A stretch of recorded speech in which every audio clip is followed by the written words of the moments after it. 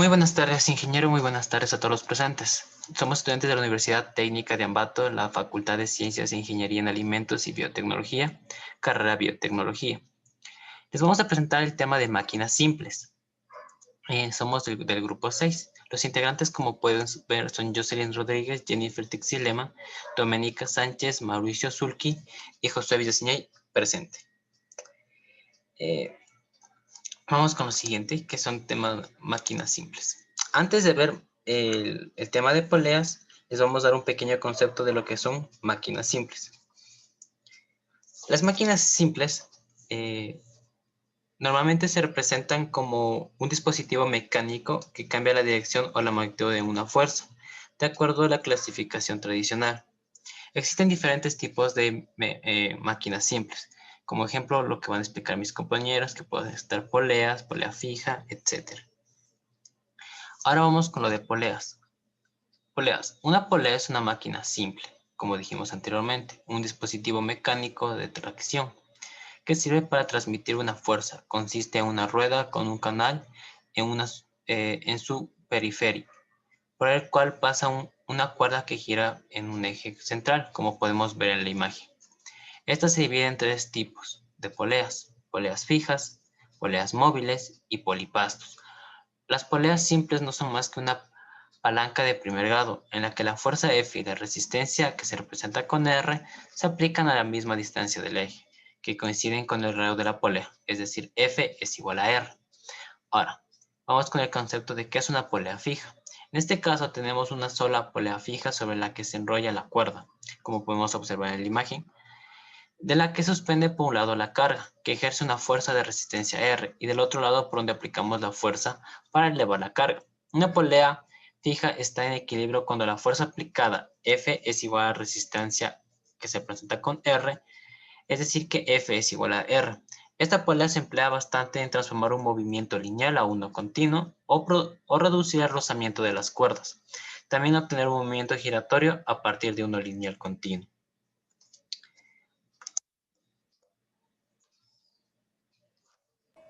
Las poleas móviles constan de dos tensiones que soporta cada una la mitad del peso. También se puede decir que su funcionamiento está dado por una cuerda sujeta a una superficie plana fija y por otra que se encuentra libre y para su manipulación. Así podemos determinar que la fuerza es igual a R, la resistencia, sobre 2. En las leyes de Newton también se puede aplicar las poleas móviles, siempre y cuando cumplan con sus parámetros. Primero, la suma de las fuerzas es igual a 0, cuando un movimiento se encuentra estático o con velocidad constante. La suma de las fuerzas de una polea sería la tensión menos la fuerza o el peso, que es igual a 0. Y así determinamos que la tensión es igual a la fuerza o al peso. Los poliplastos es la combinación de las poleas fijas y móviles que se encuentran en igualdad. Por lo tanto, el peso debería ser repartido en cada una de las poleas, definiendo así que la fuerza es igual a la resistencia o tensión sobre 2 elevado a la n, donde n es igual a la cantidad de poleas. Podemos también aquí aplicar la analogía de las poleas móviles, que la tensión va a ser igual a la fuerza.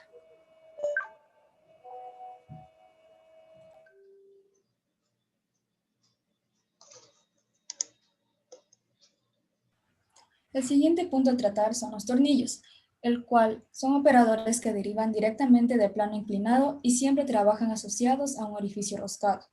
Algunas características del tornillo es que este transforma el movimiento giratorio al movimiento rectilíneo.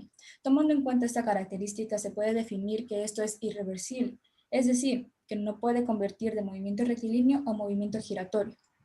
Otra característica es que si el tornillo gira y se mantiene fija la orientación de la tuerca, el hornillo avanza con movimiento rectilíneo dentro de ella.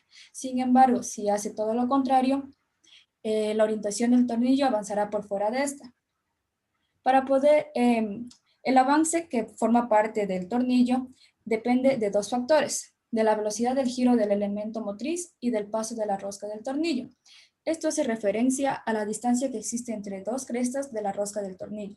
Mientras más paso exista, más velocidad de avance habrá.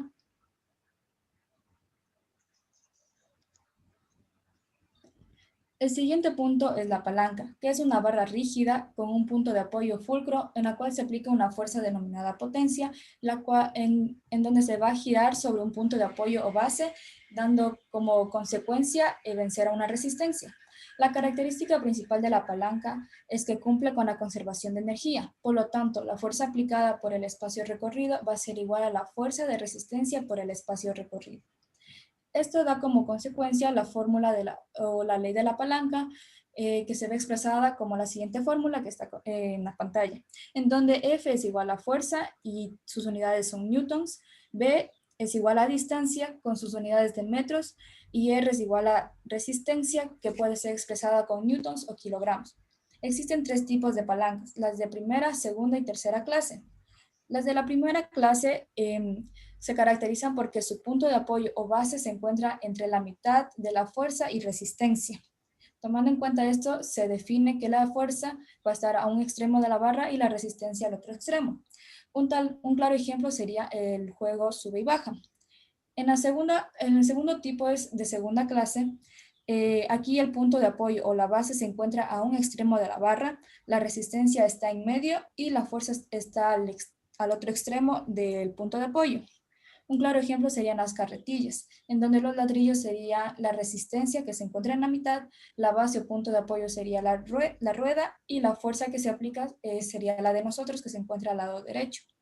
Y el último tipo de palanca es de tercera clase, en donde el punto de apoyo se encuentra en uno de los extremos, la resistencia al lado opuesto de esta y la fuerza se encuentra en medio. Un claro ejemplo son las pinzas de cocina, en donde la resistencia va a ser en donde se agarra la comida, la base es la unión de las dos pinzas y la fuerza es la longitud que une la base con la resistencia.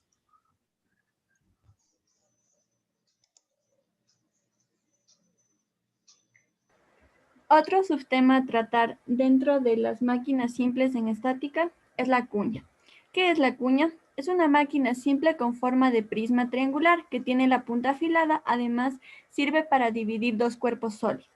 La cuña transforma una fuerza vertical en dos horizontales o antagónicas, sabiendo que el ángulo agudo de la cuña es aquella que determina la proporción entre las fuerzas aplicadas y la resultante. Un modo parecido al plano inclinado.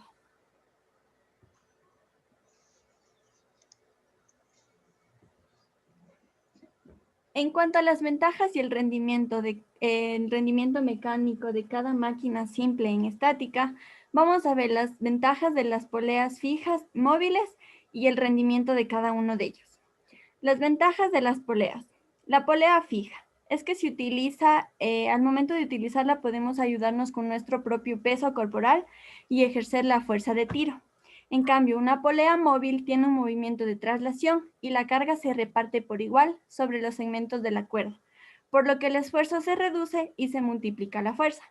En cuanto al rendimiento mecánico de las poleas, el rendimiento de una máquina siempre va a ser un número menor de 1. Para expresarlo en porcentaje, se multiplica su valor por 100, representando el tanto por ciento, consiguiendo el trabajo total de la polea. En cuanto a la palanca, la ventaja es que reduce la cantidad de esfuerzo necesario para levantar y moverse usando palancas y poleas. Ofrece una posibilidad de cambiar la dirección y de la fuerza entrada.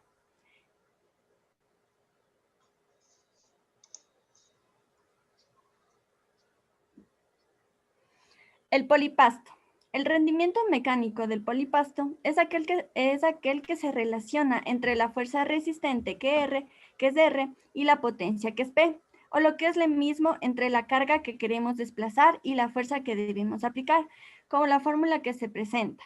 La ventaja mecánica es igual a la longitud o la resistencia sobre la potencia.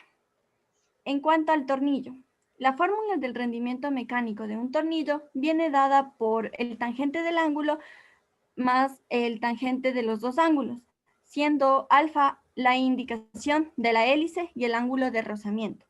Para esto se calcula que el rendimiento sea el máximo. Y la ventaja del tornillo es cuando menor sea el paso de la rosca, menor debe ser la fuerza aplicada para apretar y aflojar un tornillo, teniendo en cuenta que el número de vueltas deberá ser mayor. La cuña. La ventaja mecánica de la cuña está definida entre la razón de la fuerza resistente y la fuerza aplicada, que aporta una cuña que es directamente proporcional a la longitud de la pendiente.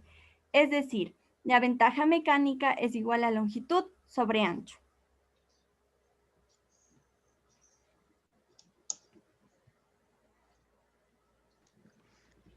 En el siguiente apartado vamos a ver el rendimiento mecánico, el cual nos dice que es el coeficiente o factor dimensional que nos indica el grado de perfeccionamiento alcanzado por una máquina.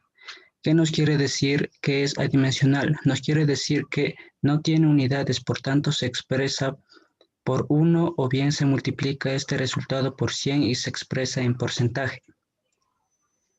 En la siguiente imagen podemos observar a un motor, el cual se encarga de transformar un tipo de energía en energía mecánica capaz de realizar un trabajo. El trabajo que presenta este motor se puede medir en potencias. Estas potencias de un motor se dividen en tres: la potencia entregada, que es el trabajo que el motor debería hacer; la potencia útil, que es la potencia que el motor llega a producir; y de ahí tenemos la potencia perdida, que es la potencia que se pierde a medida que el motor realiza el trabajo.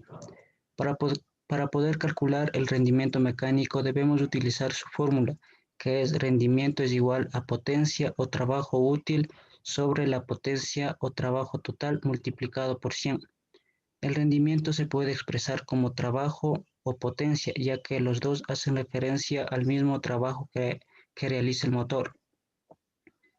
También el rendimiento mecánico considera las pérdidas debidas al trabajo de rozamiento desarrollado en los mecanismos y en los órganos. En resumen, todas las máquinas y cualquier proceso físico funcionan con un rendimiento inferior al 100%, lo que provoca pérdidas de energía. Esto se debe interpretar como el incumplimiento del principio enunciado, sino como una transformación irremediable de la energía en formas más degradadas, generalmente en forma de calor.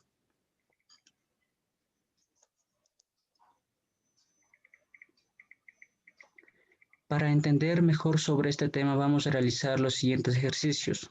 Con referencia al rendimiento tenemos: el músculo humano tiene un rendimiento del 25%. Si absorbe 200 julios, el trabajo útil realizado será de. Para este ejercicio tenemos que el músculo humano tiene un rendimiento de 25% y 200 julios. Este ejercicio, al ser simple, solo tenemos que escribir la fórmula y reemplazarla. Tenemos que el rendimiento va a ser igual al trabajo o potencia útil sobre la potencia total. Al reemplazar y desarrollar el ejercicio tenemos que el trabajo útil realizado por el músculo humano será de 50 julios. El siguiente ejercicio: ¿qué fuerza necesita aplicar a un torno si el radio del cilindro es 7 centímetros y el que describe la manivela es de 25 centímetros? La carga es de 250 kilogramos julios. En este ejercicio tenemos que el radio del cilindro 7 centímetros, la carga es de 200 kilogramos fuerza y 25 centímetros que representa como R. Lo que debemos calcular es la fuerza. Para ello vamos a aplicar la fórmula de la fuerza, que será mediante la fórmula F es igual a C sobre R. Al desarrollar la fórmula con nuestros datos, en la fórmula tenemos que 250 kilogramos fuerza por 7 sobre 25. Al desarrollar todo tenemos que la fuerza nos da 70 kilogramos fuerza. En el tercer ejercicio nos dice que la fuerza necesita aplicar un individuo para cargar un muelle es de 350 kilogramos fuerza si utiliza un polipasto de 3 poleas. nos dice que la carga es de 350 kilogramos fuerza y el número de poleas es igual a 3.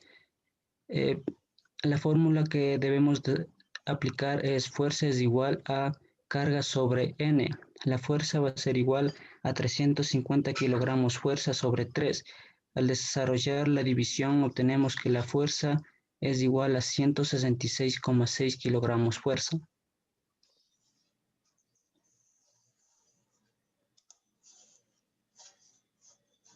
Ya, muchas gracias por su atención, ingeniero, y a todos los presentes. Aquí están las bibliografías de donde nos basamos de la información para esta exposición. Gracias.